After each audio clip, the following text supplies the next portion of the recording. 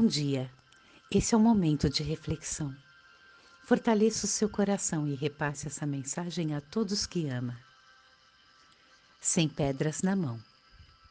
Jesus, quando nos recomendou entregar os nossos julgamentos aos juízes, para que não venhamos a julgar erradamente uns aos outros, compreendia de certo que geralmente temos, digo isso de mim, determinado grau de periculosidade, e que em virtude disso precisamos da misericórdia de todos. Chico Xavier.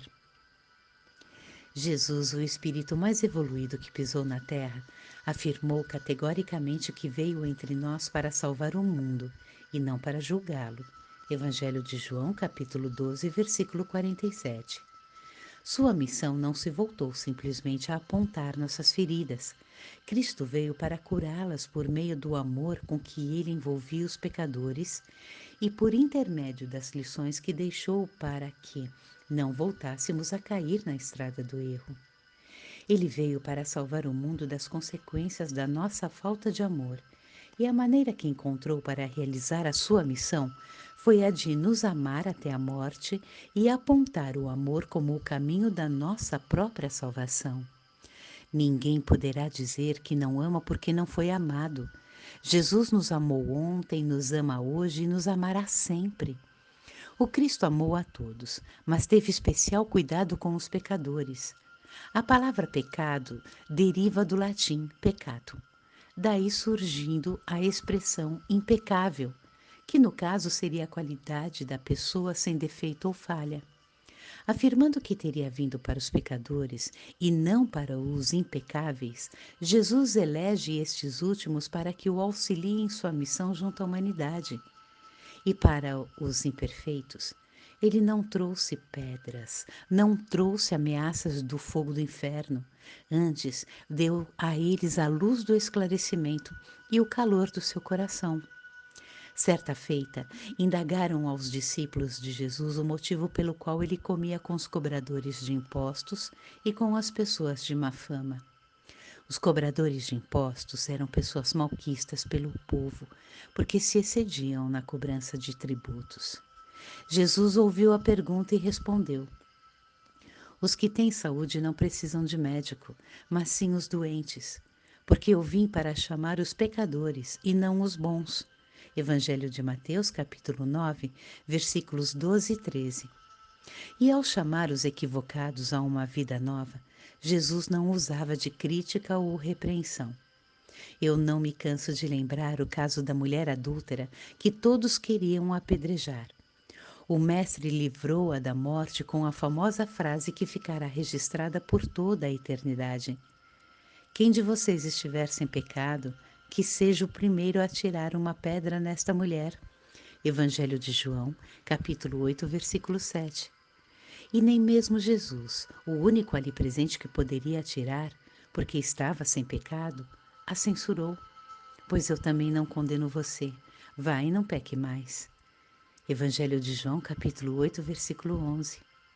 Isso não quer dizer que Jesus aprovou o adultério. Ele quer a morte do pecado e não do pecador. O erro não é maior do que a pessoa que o comete. Isso estava muito claro para Jesus. Embora não esteja muito claro para nós, cristãos, que continuamos a confundir o pecado e o pecador. Cristo tem uma estratégia diferente da nossa, pois ele acolhe o pecador, enquanto nós o segregamos. Cristo abomina o pecado, mas ama o pecador. Nós rejeitamos o pecado e o pecador, embora, curiosamente, sejamos tão pecadores quanto aqueles que condenamos. Não é uma incoerência da nossa parte? Como disse Chico Xavier, todos nós temos certo grau de periculosidade, isto é, todos nós ainda percorremos a estrada do erro. Diante disso, com que direito iremos condenar aqueles que tropeçam nas mesmas pedras em que nós também tropeçamos? Jesus nos formula uma pergunta muito objetiva, cuja resposta, creio eu, ainda não demos porque não temos o que responder. Por que é que você vê o cisco que está no olho do seu irmão e não repara na trave de madeira que está no seu próprio olho? Evangelho de Mateus, capítulo 7, versículo 3. Quem cuida muito da vida alheia está cuidando pouco da sua, o que é lamentável, porque há tanto trabalho interior a ser realizado na busca do nosso aperfeiçoamento que não nos sobraria tempo para vigiar a conduta do próximo. E quem não cuida de si mesmo jamais conseguirá ter progresso na vida, pois seu mundo íntimo, onde todos os projetos de vida se iniciam e se sustentam, está repleto de traças e ervas daninhas. Conheço muitas pessoas felizes e prósperas. Procurei estudá-las para entender qual o segredo que tinham. E não foi difícil concluir que são pessoas tolerantes com os erros alheios, que não se fixam nos pontos negativos de pessoas e situações e buscam a prática do contentamento com aquilo que a vida lhes pode oferecer. Essas pessoas me fazem lembrar dos ensinamentos de Paulo de Tarso. Alegrai-vos sempre, orai sem cessar, por tudo dai graças, pois esta é a vontade de Deus a vosso respeito, em Jesus Cristo. Primeira carta aos Tessalonicenses, capítulo 5, versículos 16 a 18. Lembra Chico Xavier que nós precisamos nos abster de julgar o próximo, já que nós precisamos da misericórdia de todos para os nossos equívocos. A nossa intolerância com os erros alheios pode apenas ser um disfarce tentando acobertar os nossos próprios enganos. Quem muito condena provavelmente carrega dentro de si algo de muito condenável. Na época de Jesus, os escribas e os fariseus eram assim, implacáveis juízes do comportamento alheio, embora se apresentassem como rigorosos cumpridores dos preceitos religiosos. O Cristo não teve palavras brandas para eles.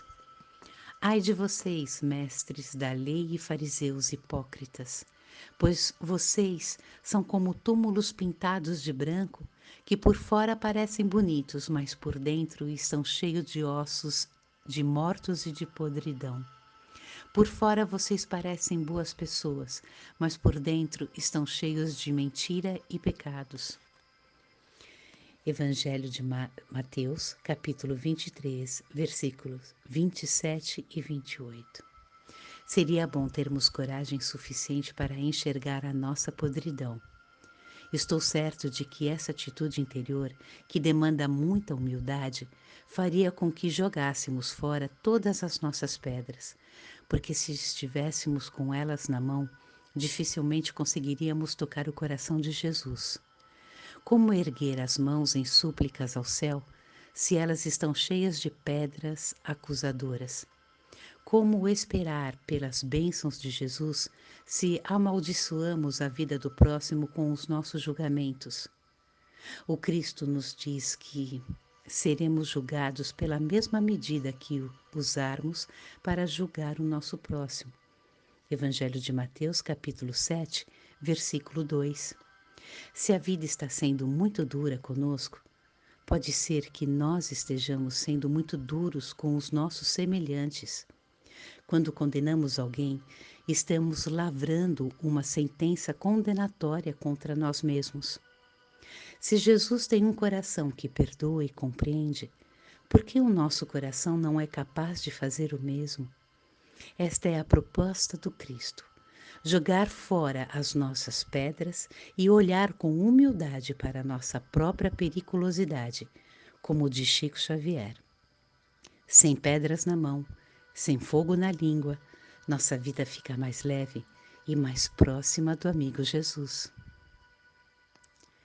Leitura do livro Alguém Me Tocou, de José Carlos de Luca. Um lindo dia a todos, na paz do Mestre Jesus.